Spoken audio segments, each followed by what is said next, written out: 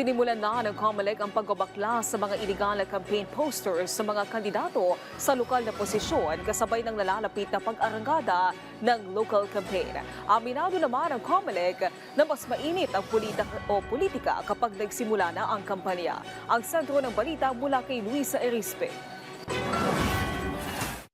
Pinababaklas na ng Commission on Elections ang mga iligal na campaign posters ng mga kakandidato sa lokal na posisyon ngayong Hatol ng Bayan 2025.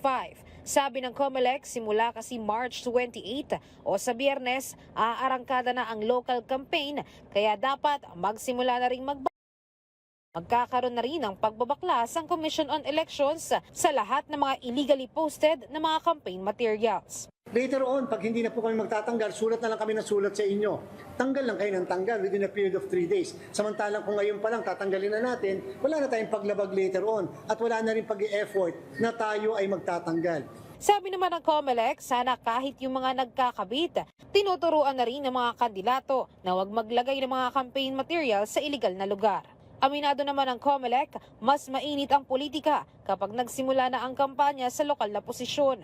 Pakiusap lang nila sa mga kakandidato, tigilan ang paggamit ng social media sa pagpapakalat ng fake news para hindi na makadagdag tensyon o init sa eleksyon.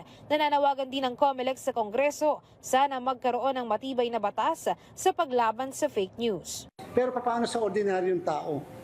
Wala namang ibang source ng impormasyon. Baka maya-maya nakikita sa social media na maaaring pinagkukuhanan ng balita ay fake news na rin. So paano po yun? Ang matinding paraan, parusa na mas mabigat. Hindi yung parang parusa na tayo tinatapik-tapik lang. Samantala, habang tuloy-tuloy naman ang pagsugpo ng pamahalaan sa lumalaganap na fake news sa social media, ang Manila LGU, buena mano sa mga lokal na pamahalaan na tumutuntun na sa mga nagpapakalat ng fake news sa social media. Pinasa namin siya sa City Legal. They are looking into it. Kung ano yung mga actions na pwedeng gawin. We want to be careful not to throw around legal actions as threats just for the sake of threats. So inaaral din naman talaga siya ng maayos. Luisa Erispe para sa Pambansang TV sa Bagong Pilipinas.